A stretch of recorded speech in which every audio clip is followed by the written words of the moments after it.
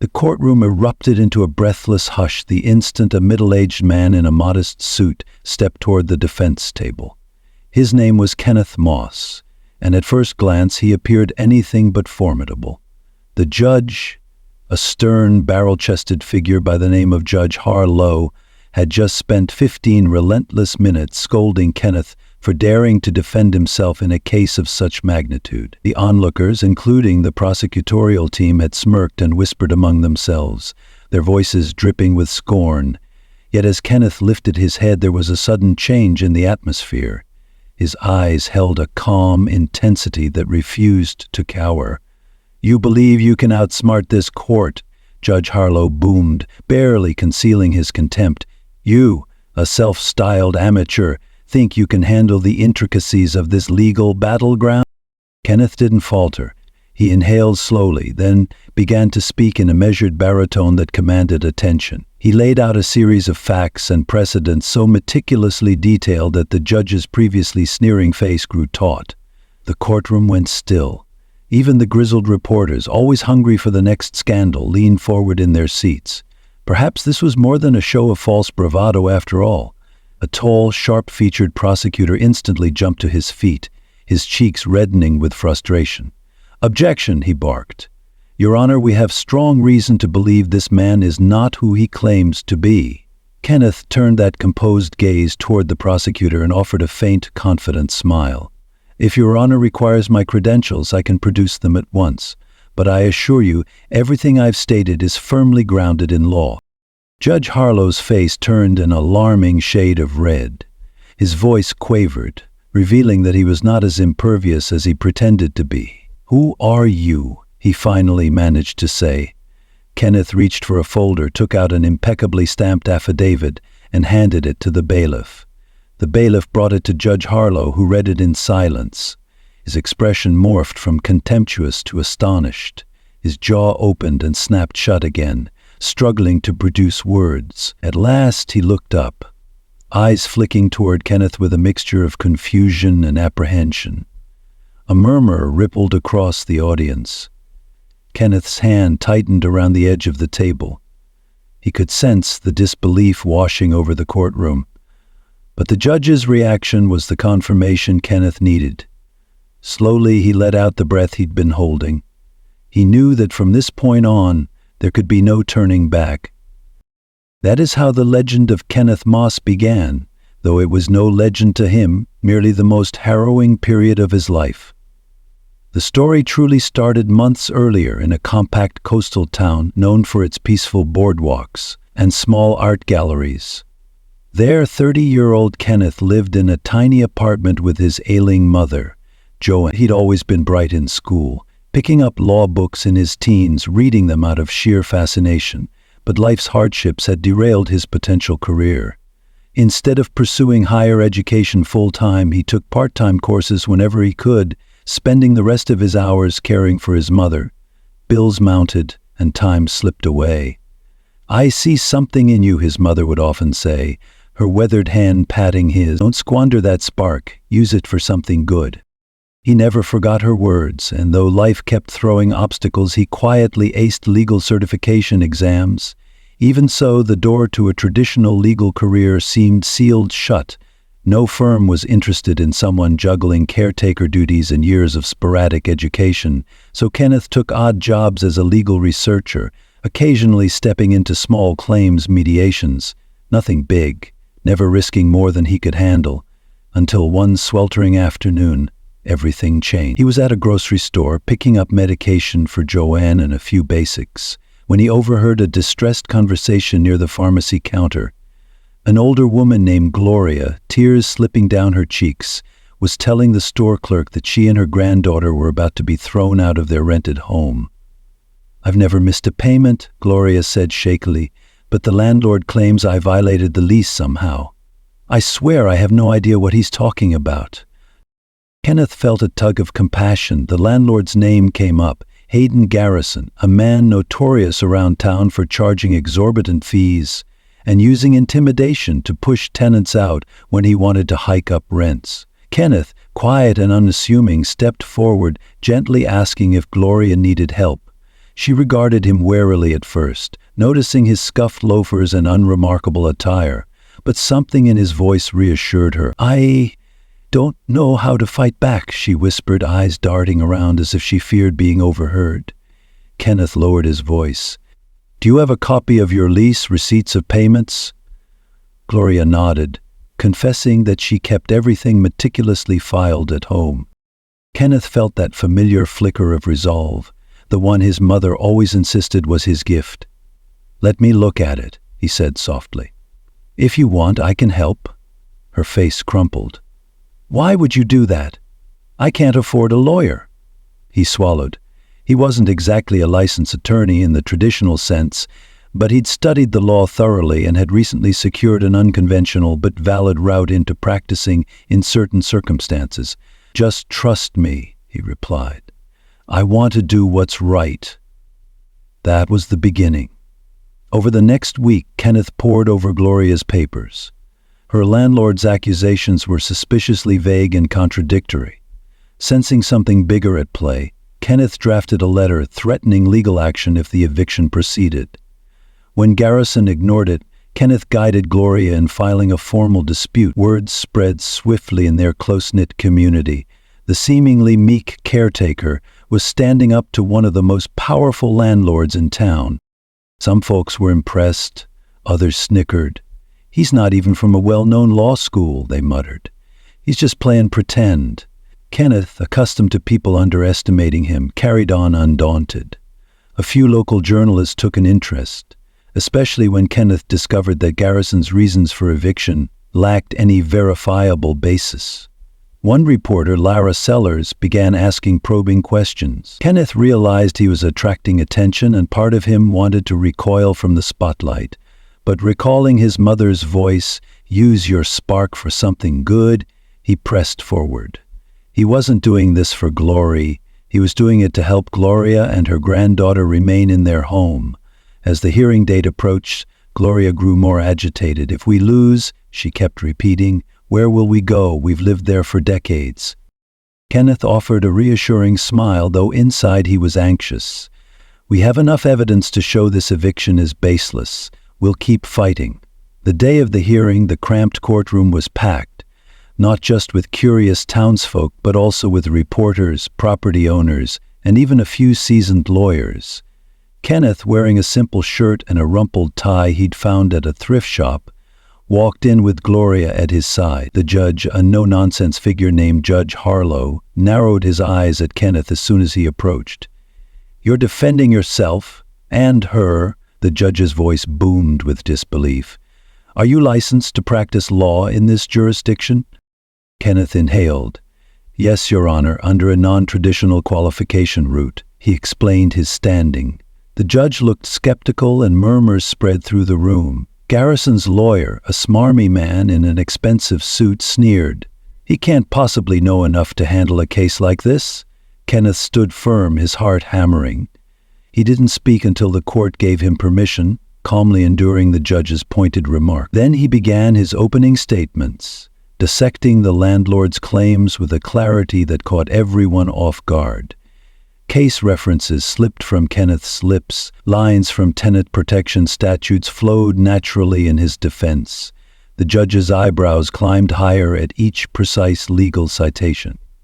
Midway through Kenneth's argument, Garrison's lawyer tried to interrupt, raising his voice.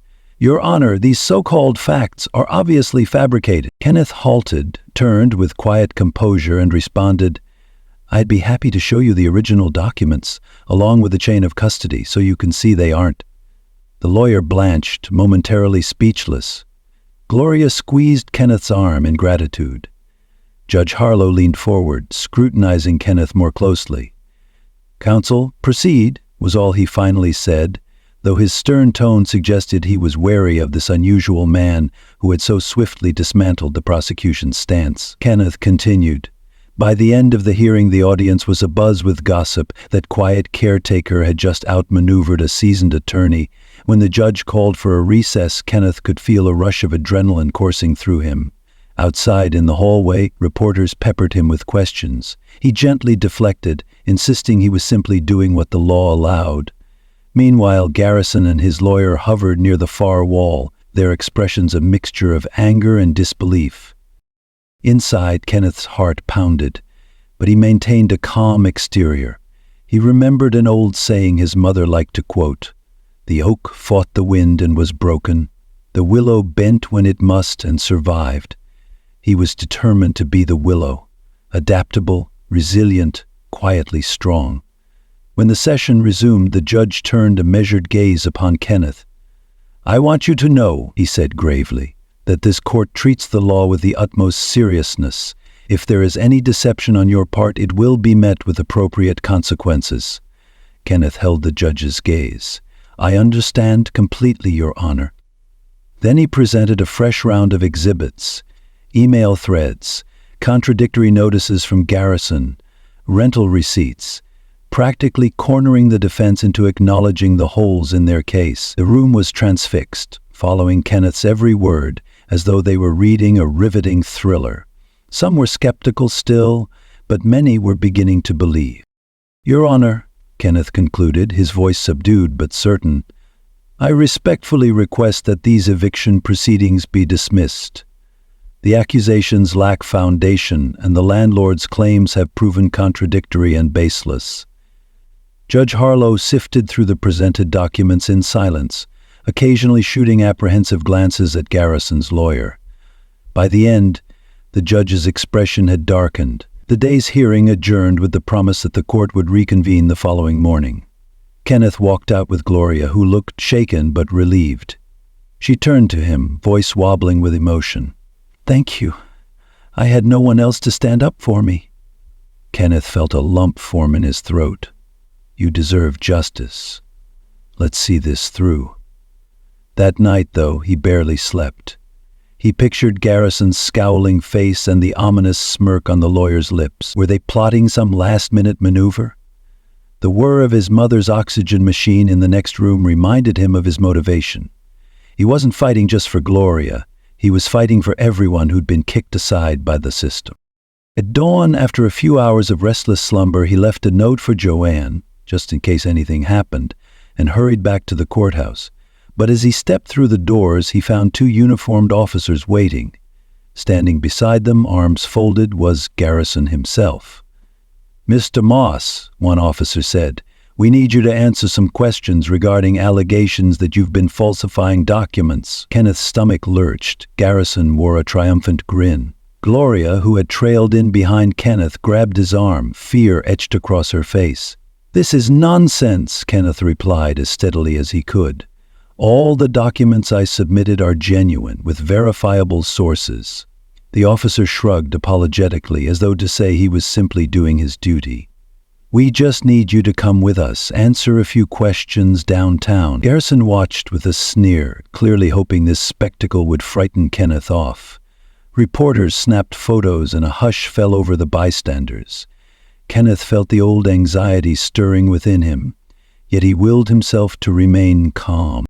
"I need to contact counsel," Kenneth said, more for the sake of formality than anything else. He had no big-shot legal firm behind him, but he did have a friend, a paralegal named Desiree, who'd guided him now and then. Gathering his composure, he turned to Gloria. "Don't worry. I'll be fine. This is just a scare tactic." She nodded in distress, hugging a worn purse to her chest. "Please be careful." As Kenneth was escorted away, the corridor erupted into hushed conversations. Some people shook their heads in disapproval of Garrison's tactics. Others muttered that perhaps Kenneth wasn't as scrupulous as he seemed. The reality was starker. Garrison was trying to sabotage Kenneth by planting doubt about his honesty. At the station, Kenneth was led into a cramped interview room, just a metal table, 2 chairs, and a flickering overhead light that made the space feel claustrophobic. An officer switched on a recorder and offered a grim nod. "Please state your name for the record." Kenneth obliged, repeating that he was there voluntarily to address baseless accusations. The officer recounted Garrison's claim that Kenneth had filed forged communications, contrived emails, and manipulated evidence to trick the court. "That's ridiculous," Kenneth answered, voice trembling despite himself. "Everything I have can be independently verified. "Then you shouldn't have anything to worry about," the officer replied. His tone was not unkind, but it was perfunctory. They questioned Kenneth about the origins of each piece of evidence, how he obtained it, who had access, and how it was stored. Kenneth explained methodically. Deep down, he wrestled with the fear that Garrison might have tried to hack or fabricate something new, but he kept a steady tone. Anxiety coiled in his gut, yet he remembered another bit of wisdom from his mother. Face adversity with truth, and let the rest unfold. Eventually Desiree arrived, out of breath, her eyes full of concern. She cast Kenneth a glance that said, "I've got your back." She explained to the officers that Garrison was known for intimidation. With each passing minute, Kenneth's calm authority reasserted itself. He was released without charges, the cops apologetically shrugging and saying they had to follow protocol. When Kenneth returned to the courthouse, Garrison was nowhere to be seen, but the hearing was in session. He slipped back into the same bench as before, ignoring the murmurs around him. Judge Harlow frowned from behind the bench. "Mr. Moss, you have any explanation for this morning's disruption?" Kenneth relayed what happened in concise detail. He emphasized that Garrison's accusation was a deliberate ploy to derail the case. Harlow's lips pressed into a thin line. "You're not under arrest, correct?" "No, Your Honor, the allegations were unfounded." Harlow gave a curt nod. "In that case, we proceed." Then he leveled a stern gaze at Garrison's lawyer, who was standing stiffly beside an empty chair. Evidently, Garrison had retreated to plan his next move. "Are there any more theatrics we should be aware of?" The lawyer cleared his throat and muttered something about waiting for newly discovered evidence. Harlow shook his head dismissively. "Let's continue with the real issues then." Kenneth spent the rest of that day systematically dismantling each argument the defense brought forth. He referenced old case law, quoted city ordinances, and leaned on prior instances where Garrison had tried similar tactics. Each point was like a nail in the coffin of Garrison's false eviction claim. By late afternoon, the tension in the room was electric. In a moment of desperation, Garrison's lawyer rose and declared they'd uncovered financial documents suggesting Gloria had undisclosed income that invalidated her lease. The courtroom buzzed. Kenneth's jaw clenched. A new tactic, likely contrived at the last second. The judge allowed them to present this evidence the following day, giving Kenneth a short window to prepare a counter-argument. When the court recessed, Gloria looked at Kenneth with stricken eyes. "What income are they talking about? I have nothing to hide." "I know," Kenneth patted her hand. "Don't panic. We'll figure this out." That evening, Kenneth pored over every financial record Gloria had. He cross-referenced her bank statements, Social Security statements, everything. There were no mysterious deposits. The next morning, the defense presented a folder that purported to show large sums funneled into Gloria's account from an unknown source. Kenneth frowned as he examined it. The account numbers were suspiciously close to those Garrison used for property holdings. He made a quick note to contact Desiree and see if she could sniff out some connection. Sure enough, as the morning wore on, Desiree uncovered that a shell corporation tied to Garrison had orchestrated these phony transfers. They'd tried to forge bank logs. Kenneth, heart pounding with a mixture of outrage and triumph, marched up to present this new discovery. Each bit of Garrison's so-called evidence crumbled under scrutiny. Judge Harlow's expression darkened considerably, but he reserved final judgment. Another recess. The audience buzzed with curiosity, and Kenneth could practically taste the tension. He stepped out to the lobby, where reporters cornered him, firing off questions. He quietly told them that the facts spoke for themselves, that justice would prevail if the court reviewed everything fairly. The cameras flashed, and microphones jostled around him. His phone vibrated in his pocket. He slipped away to answer it. A raspy male voice spoke, someone who didn't bother to give his name. "You think you can keep meddling in other people's business? Keep going and you'll regret it, Moss." Kenneth's blood ran cold. "Who is this?" "Just know we have friends in high places," the man growled. "Walk away before this gets ugly." The line went dead. Kenneth stared at his phone. Fear twisted in his stomach. He glanced around. People rushed by, unaware of the threat. He exhaled, recalling another phrase from his mother's arsenal of wisdom. Courage is not the absence of fear, but the resolve to press on despite it. He had come too far to back down now.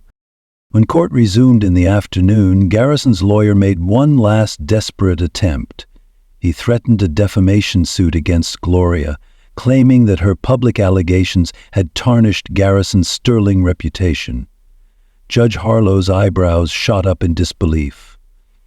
Considering what has been revealed about your client's forged evidence, you might want to tread carefully, the judge said, his disapproval evident. But the lawyer pressed on, asserting that Garrison was a victim of slander. Kenneth countered that any so-called reputational damage stemmed from Garrison's own wrongdoing. Tension soared to a new peak. Harlow adjourned for the day, grumbling about the mounting theatrics. Outside, Kenneth felt a fresh wave of anxiety. He worried for Gloria's safety, for his own mother's safety, for the potential avalanche of legal complications. That night, while Kenneth wrestled with insomnia, a sharp knock at the door startled him. His mother, half asleep, peered out from her room, alarmed. Kenneth opened the door to find no one there, but an envelope had been slipped underneath. Inside was a single sheet of paper with the words, "Stop now," printed in block letters. He swallowed, heart hammering. Slamming the door shut, he locked it firmly. Joanne's face was pale with worry. "Kinney, what's going on?" He forced a smile. "Just more hot air, Mom. I'll handle it." She studied him sadly. "I'm proud of you, son, but please be careful." He squeezed her hand. "I promise." Afterwards, though, he found it impossible to sleep. He was no stranger to adversity, but direct threats were a new level of intimidation. Even so, whenever he felt a surge of dread, he reminded himself there were people depending on him, like Gloria, who had no one else in her corner. Back in court the next day, as final arguments loomed, the atmosphere simmered with anticipation. The gallery was packed with townspeople who had come to see the ultimate showdown. Garrison's seat remained conspicuously empty. His lawyer sat tight-lipped, refusing to give any explanation for his client's absence. Judge Harlow looked unimpressed. Kenneth rose to give his closing statement, his voice carrying a tangible edge of conviction. He reminded the court of the initial eviction claim, the contradictory stories, the forged financial records, and the scare tactics. He walked the room through each lie, piece by piece, offering a succinct but powerful narrative of how Garrison's entire case was built on falsehood. The drama in the courtroom was nearly cinematic. Even the usually stoic bailiff seemed enraptured by Kenneth's words. He ended by saying, "Gloria Davis has been a law-abiding tenant her entire life. The only wrongdoing here is Mr. Garrison's attempt to manipulate the system for personal gain. If justice means anything, it means protecting the innocent from predatory eviction." Silence fell. At last, Garrison's lawyer attempted a rebuttal. It was rambling and desperate, claiming Garrison had been slandered, that the newly surfaced documents were inconclusive.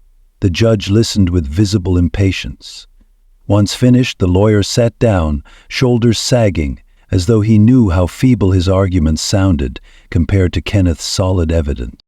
Harlow shuffled his notes, gaze flicking between the empty seat that should have been occupied by Garrison and the quiet determination etched into Kenneth's features.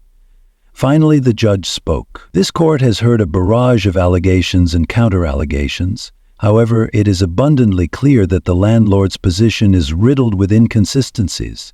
Multiple attempts appear to have been made to mislead this court and to threaten the opposing party.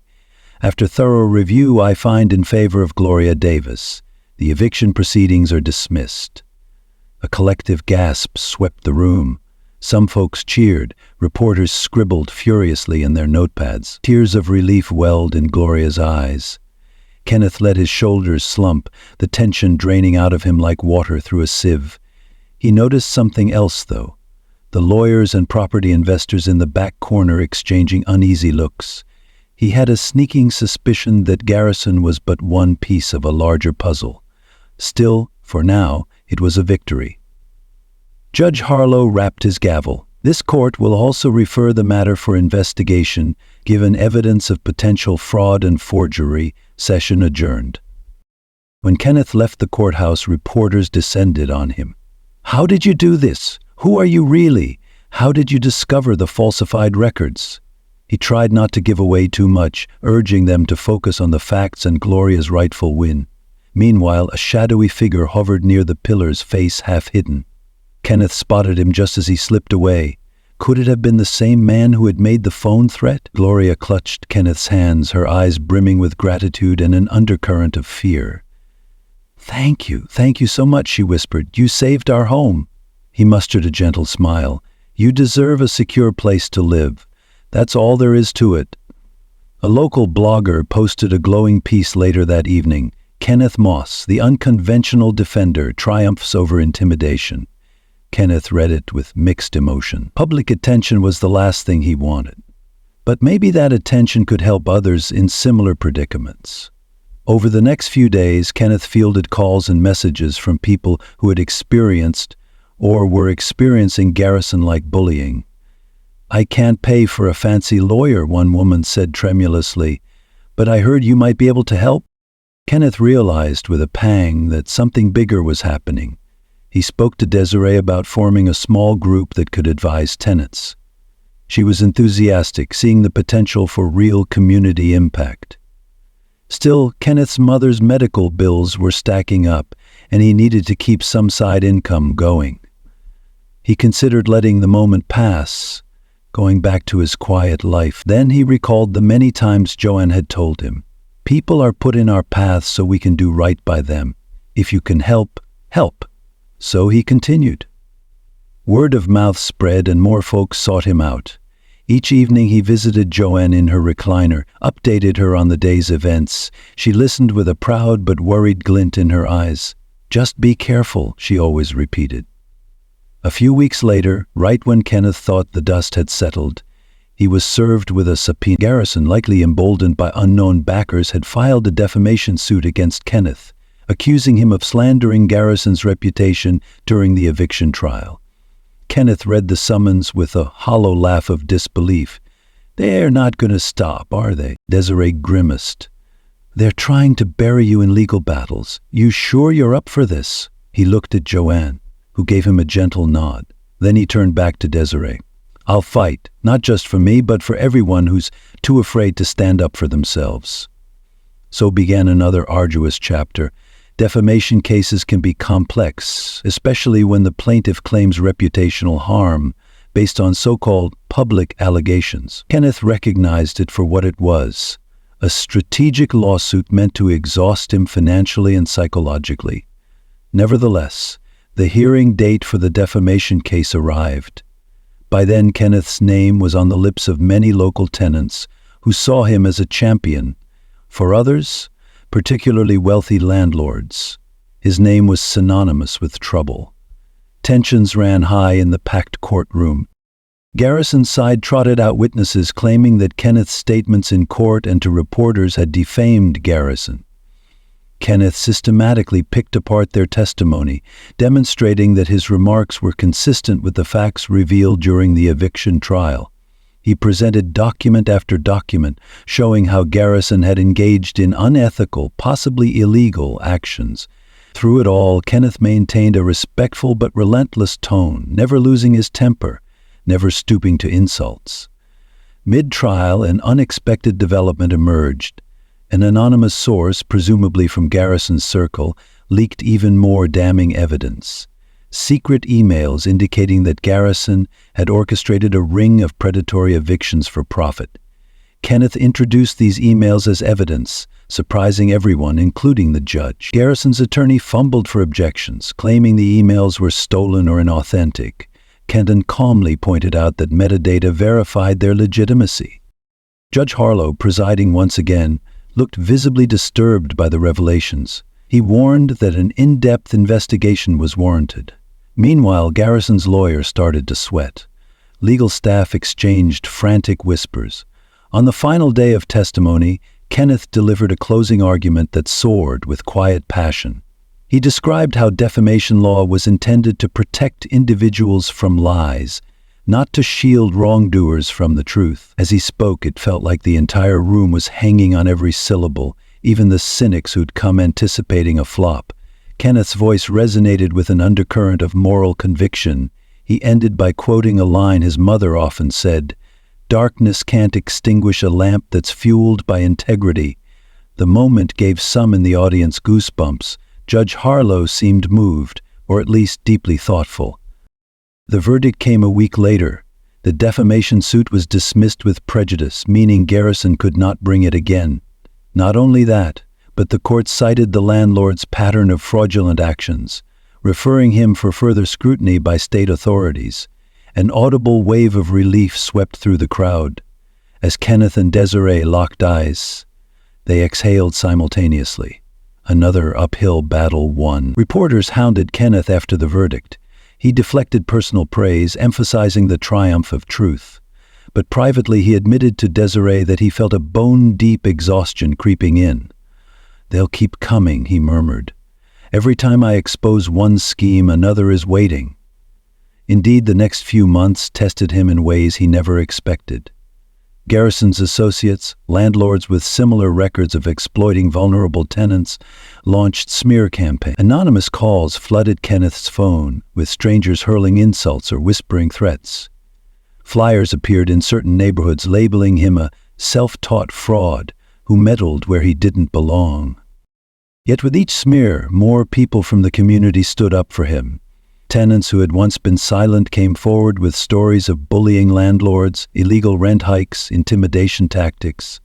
Kenneth and Desiree made a strategic decision to form a grassroots network, a legal aid collective of sorts, to handle these cases on a broader scale. They found volunteer paralegals, sympathetic attorneys, and even local activists who believed in fair housing. Through it all, Kenneth cared for his mother. Her condition was stable but precarious. Each night he'd return home mentally drained, only to be welcomed by her warm smile and a gentle, "Proud of you, dear." Those words kept him going. One crisp morning he learned that Garrison had not only been arrested for fraud but was also under federal investigation for money laundering. Kenneth was surprised but not shocked. The man had always exuded an aura of someone playing fast and loose with the law. As the details surfaced, a labyrinth of shell companies, offshore accounts, and rigged deals, people marveled that Garrison had stayed under the radar for so long. They probably would have gone on unchallenged for years if you hadn't shone a spotlight on them, Desiree told Kenneth, arching an eyebrow. "You realize that, right?" He shrugged, feeling a flush of humility. "I just did what seemed necessary." Soon the media crowned Kenneth a local hero, though he tried to shy away from that label. He accepted a few interviews, mainly to highlight the stories of tenants who needed help. Offers poured in for him to join established law firms, or to run for local office, or to turn this moment of fame into a career leap. He listened politely, but his heart remained with the people who had nowhere else to turn. Meanwhile, the phone calls from shady private investigators and unknown voices continued. One evening, Kenneth found a note taped to his car's windshield. "We don't like meddlers." He stared at those words in the cold night air. A slight tremor ran through him, but after a moment he tore it up, letting the pieces flutter to the ground. This was intimidation, plain and simple. He refused to surrender to it. The next day he discovered that some major property development group tied to Garrison's network was finalizing a lucrative real estate project in a struggling neighborhood. Rumor had it they intended to push out longtime residents, buy up blocks for cheap, then build expensive condominiums. The entire scheme reeked of profit-driven exploitation. Fueled by righteous anger, Kenneth resolved to intervene. He gathered evidence, talked to city planners, scoured property records, and uncovered one red flag after another. Hidden ties to Garrison's old shell companies, undisclosed investor funds, suspicious leasing contracts. With Desiree's help, he prepared a thorough exposé. Then they approached a local journalist who had a track record of shining light on corruption. Together they planned to expose the scheme before the developer could bulldoze families out of their homes. Tension mounted as the publication date for the exposé neared. Anonymous messages escalated into outright threats. "Stick your nose where it doesn't belong. You'll regret it," one raspy caller snapped. Kenneth changed phone numbers, but the calls persisted through unknown lines. He could feel the weight of dark forces closing in, but he pressed on, guided by the notion that injustice flourishes when good people remain silent. The journalist's damning article finally hit the newsstands and set off a bombshell. Officials quickly froze the developer's contracts, announcing a thorough investigation. Media outlets latched onto the story of widespread corruption, praising the underdog who rose to protect a community. Kenneth found himself thrust once more into the limelight he'd never sought. Despite the barrage of attention, he felt relief knowing families in that area could breathe easier. When he visited Joanne that evening, she was beaming. "That's my boy," she teased lightly, though her eyes held proud tears. He knelt beside her recliner, grateful she lived to see another instance of justice served. No matter how exhausted he felt, seeing her hopeful smile replenished his spirit. But the deeper Kenneth dug, the more he realized these problems were systemic. There were unscrupulous landlords everywhere, exploiting loopholes and terrorizing tenants. People needed more than one man's crusade. They needed a robust legal aid organization. So Kenneth officially established Safe Haven Legal Support, a nonprofit that offered pro bono or low-cost legal counsel to low-income residents facing eviction or harassment. Desiree and others from the original volunteer group joined, forming a dedicated team. Their office was cramped, located in a run-down building, but the lines of people seeking help stretched around the block. Funding came from small donations at first, then from local businesses who admired Kenneth's grit. Gradually, Safe Haven expanded, recruiting real lawyers with official bar credentials. Kenneth's role was as a strategist, advocate, and figurehead, still unorthodox but effective. Before long, their presence sparked a tangible shift in the power dynamic between exploitative landlords and vulnerable tenants. Of course, the blowback didn't cease. One afternoon, an unknown man stormed into the Safe Haven office, jabbing a finger at Kenneth's chest, yelling that Kenneth was ruining honest business and better watch his step. Desiree threatened to call the police, at which point the man hurled curses and stomped out. Kenneth stood, heart pounding, but forced himself to remain calm. "This was all part of the battle. Truth crushed to earth shall rise again," Kenneth murmured after the man's footsteps disappeared, recalling a line often attributed to William Cullen Bryant but beloved by older generations. Desiree gave him a curious glance, then nodded in agreement. Not all threats were so overt. Shady individuals followed Kenneth in unmarked cars. One volunteer discovered her tires slashed. Yet Safe Haven persisted, forging alliances with community leaders, building networks of support. Where fear might have silenced them, unity gave them courage.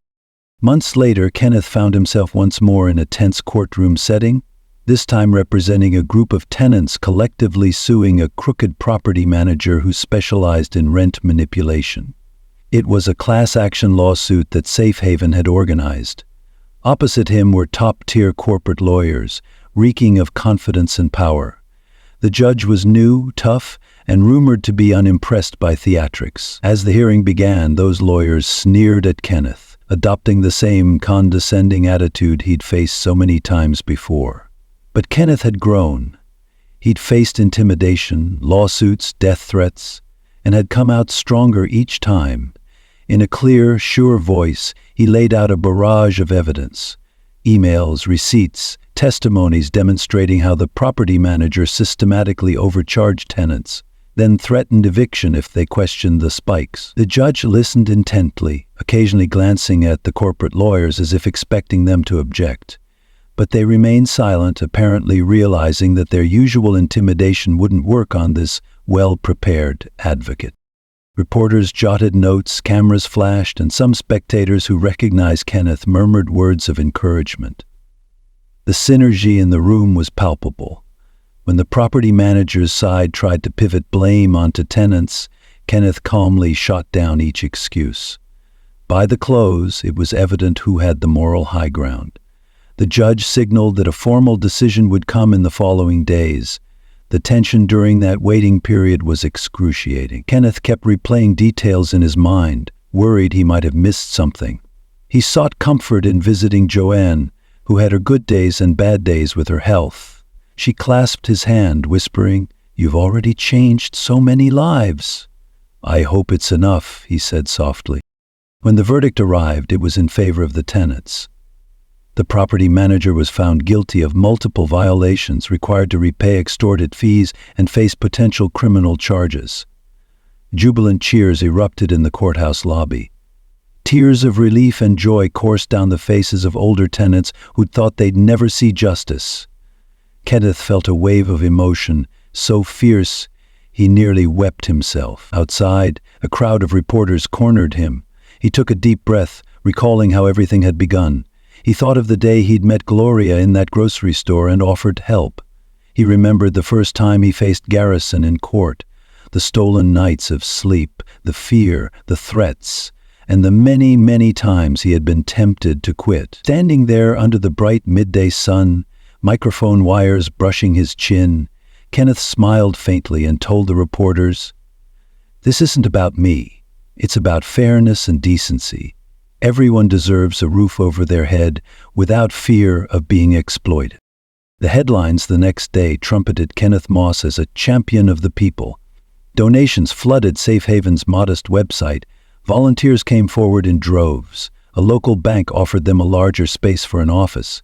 Kenneth wasn't seeking fame, but he realized that harnessing this momentum could bring real policy change. City officials, once dismissive, now invited him to round-table discussions on housing reform. That sense of possibility, that maybe the system could be reshaped for the better, gave him fresh vigor. He soon discovered that Garrison's earlier arrest had led authorities to an entire web of real estate corruption, implicating multiple big names. Investigations blossomed, indictments were handed down, and a wave of relief spread among once helpless tenants. Kenneth's phone rang non-stop. Some calls from folks praising him, others from strangers venting about new landlord horrors, and still some bearing veiled threats. In the swirl of everything, Kenneth didn't forget Joanne. She witnessed every milestone, each victory, but her health quietly worsened. One evening, after a celebratory dinner with the Safe Haven team, Kenneth found her too weak to speak, eyes brimming with tears of pride and regret. An ambulance ride later, she was admitted to the hospital. Kenneth stayed by her side, pressing her hand to his face, tears slipping down his cheeks. "I'm so proud of you," she whispered, her breath labored. "Remember, integrity, always." He nodded, a lump choking his throat. She drifted into sleep, her final words etched into his heart like a sacred vow. She passed away that night. Grief crushed him like a tidal wave. For days he could hardly function. The entire community offered condolences, but the gaping loss was immeasurable. He withdrew from public life, letting Desiree and the Safe Haven team handle immediate cases. In the darkness of his small apartment, he pored over old photos of Joanne, replaying her voice in his head. If there was ever a test of his resolve, this was it. Eventually, his sorrow began to transform into quiet determination. He recalled something Joanne used to say, "We carry on the dreams of those who loved us, so they live forever." He re-emerged with renewed focus, dedicating his work to his mother's memory. Every time he stepped into a courtroom or mediated a dispute, he felt her presence guiding him, reminding him that the fight for justice was not a burden but a calling. Safe Haven continued expanding, providing resources, workshops on tenant rights, and forging alliances with local law schools, where Kenneth lectured on consumer protection and housing regulations. He wore his grief as a badge of compassion, empathizing with desperate clients who felt lost, alone, or voiceless. In time, Kenneth's efforts transcended the local level. Political figures tapped him for advice on new tenant protection legislation. Grassroots organizers from other cities requested Safe Haven's guidance on replicating their model. Kenneth found himself traveling, sharing knowledge, encouraging communities to stand up against unscrupulous practices. Each successful eviction, defense, or court victory reaffirmed that he was on the right path. Yet, as always, the bigger the spotlight grew, the more menacing the threats became. Corporate interests that thrived on real estate speculation whispered about shutting him up. Sometimes Kenneth's hands trembled when he read the vile messages.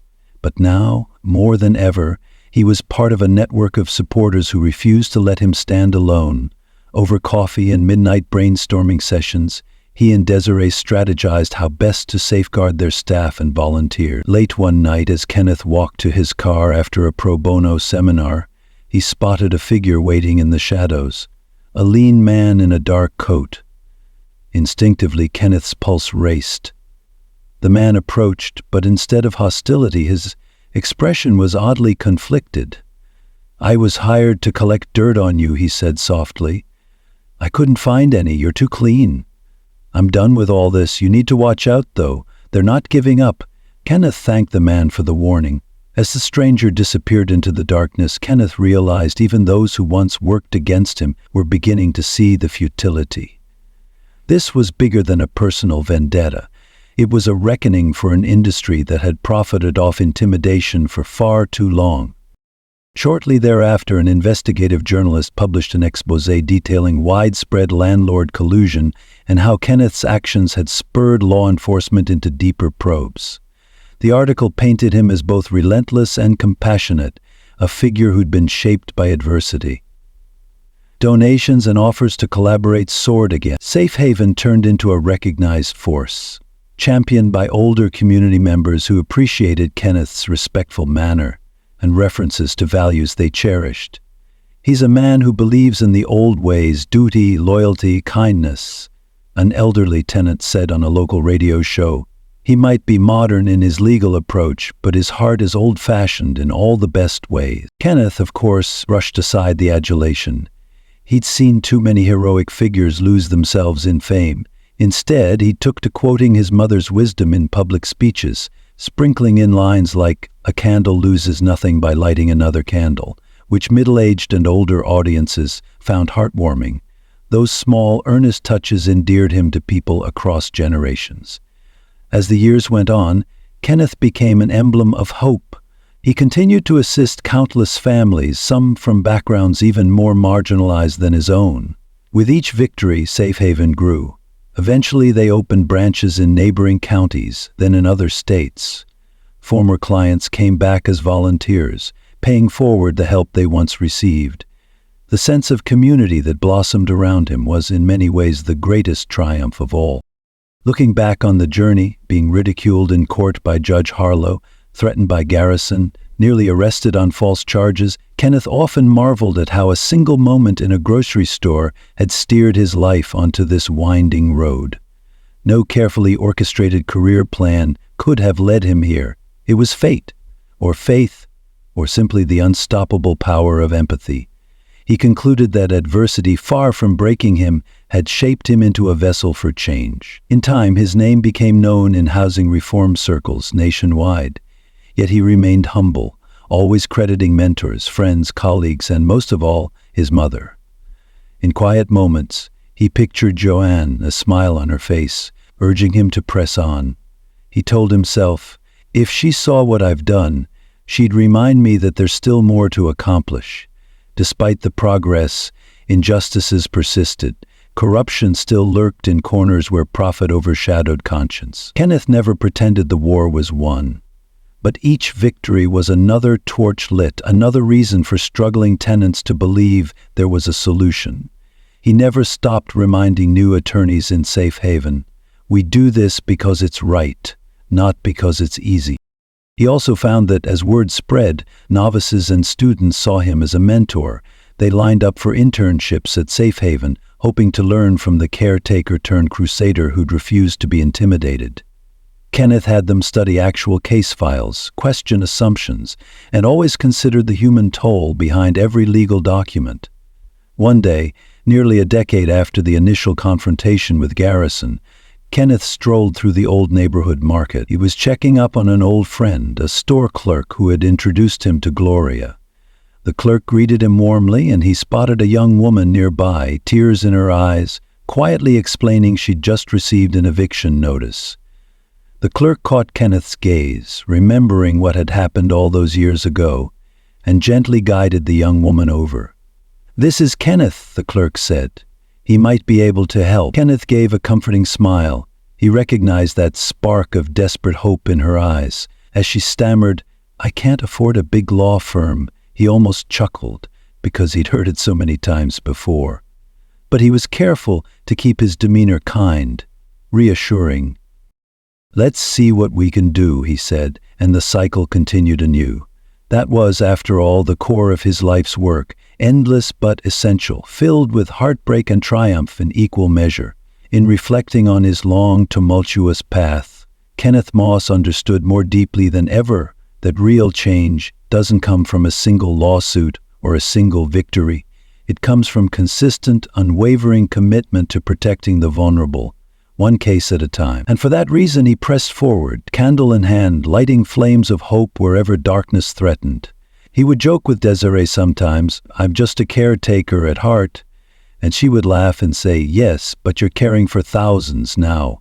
He found solace in a well-worn quote by an author dear to many middle-aged readers. "Never doubt that a small group of thoughtful, committed citizens can change the world. Indeed, it's the only thing that ever has." Each time he thought about it, he realized that perhaps he and his tiny band of colleagues, spurred on by little more than compassion and conviction, were proof of that statement's truth. As time marched on, Kenneth expanded Safe Haven's reach, forging alliances with nonprofit housing coalitions, testifying before city councils and legislative committees. He confronted the shadows with every new investigation or class action suit, armed not with wealth or corporate might, but with an unshakable moral backbone. His hair now bore streaks of silver, his posture a bit more stooped, from relentless work, but his resolve was evergreen. Eventually, historians would note Kenneth Moss's name among the catalysts that reshaped housing laws. But when he was asked about his legacy in an interview, he simply said, "I'm proudest of giving everyday people the power to stand up for themselves." That's where real transformation happens. In the end, it wasn't about being recognized as a hero or savior. It was about bearing witness to others' struggles and doing something tangible to help. To Kenneth, that was the essence of justice. Justice was not an abstract principle locked in ornate courthouses. It was the everyday shield that protected a family from losing their home, or a grandmother from being hustled out of her apartment. At a grand opening ceremony for a second Safe Haven branch in a neighboring city, he gave a small speech. Surrounded by local dignitaries, he spoke softly but firmly, reminding everyone that this was just one step in a marathon. Then he concluded with a line that older listeners cherished, drawn from a source many recognized. "The greatness of a community is most accurately measured by the compassionate actions of its members." Applause thundered. Photographers snapped pictures of Kenneth, quiet, unassuming Kenneth, smiling in that gentle way, looking almost bashful. Later that evening, back at home, he gazed at a framed photo of Joanne. "We did good," he whispered into the silence. "But there's always more to do."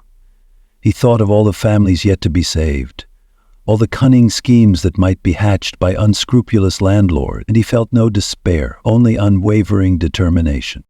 A new day would dawn, and Kenneth Moss would be at his desk, sifting through documents, returning phone calls, advising frightened tenants, and stepping into another courthouse to defend someone on the brink of losing everything. Because that was the promise he'd made, to his mother, to Gloria, and to every person who had looked at him with that plea in their eyes, the universal plea for justice. He would not rest until that spark of hope glowed in every corner where intimidation once lurked. In that pursuit lay the profound lesson he'd share with anyone willing to listen, that ordinary people can do extraordinary things when driven by empathy and moral conviction. Titles and credentials matter far less than compassion and courage. If you stand for what's right, truly stand, no amount of power or wealth can snuff out your light. And if you join with others, forging a community of shared purpose, that light becomes an unstoppable force. Kenneth believed it all with his entire being. It was what propelled him onward, day after day, hearing after hearing, heartbreak after heartbreak, triumph after triumph. That belief and his unwavering dedication were why, in the hearts of many, Kenneth Moss would forever remain the symbol of standing tall against injustice. At the conclusion of another long, dramatic chapter, after wresting a new victory from the jaws of defeat, he found himself in a quiet corridor of a courthouse once again. He reflected on how far he'd come since that first hearing with Judge Harlow. How improbable it had been that a quiet caretaker could rise to challenge the influential and corrupt, and over time help transform a community. Yet here he was, the living proof that courage, backed by knowledge and fueled by empathy, can move mountains. His final thought for the day, as he packed up his worn briefcase, was something he'd once heard from Joanne. Always plant seeds of goodness, even if you might not live to see the full orchard. He smiled, stepping out into the crisp air, invigorated by the knowledge that the orchard was growing every day. And that is how Kenneth's long and tireless journey wove itself into a beacon of hope for countless others, proving once more that no matter how daunting the struggle, the steadfast pursuit of justice, anchored in empathy, will always find a way to break through the storm. He left the courthouse, new case files tucked under one arm, phone buzzing with more calls for help. A swirl of journalists tried to catch his attention, but he only waved politely, smiling at them. There was no vanity in him, only a sense of gratitude that he could still continue on this path. He had many battles left to fight, many stories yet to change, many hearts waiting to be bolstered. In that unwavering commitment, he found his life's purpose, shining like a steadfast flame through the darkest night. In this chronicle, we find the timeless truths that resonate deeply with anyone who has faced adversity. First, ordinary individuals can wield extraordinary power when compassion meets knowledge. Second, systems built on fear and exploitation crumble once the light of truth shines upon them. Third, to remain humble in victory is the surest sign of a worthy advocate. And finally, no matter how overwhelming the odds, there is no force greater than a determined heart driven by empathy and integrity. As an old proverb states, a single sunbeam is enough to drive away many shadows. Kenneth Moss became that sunbeam for countless people on the brink of losing their homes, their dignity, or their faith in justice. And through his journey, we're reminded that in each of us lies the capacity to stand up, speak out, and spark a beacon of hope for those around us. May this story serve as a clarion call. Let us never underestimate the quiet caretaker, the overlooked neighbor, or the humble soul with a fierce resolve to do right. In their gentle yet unshakable hearts often lies the power to transform entire communities. And as Kenneth's life so brilliantly demonstrates, when you nurture a devotion to justice and fortify it with empathy, you become unstoppable.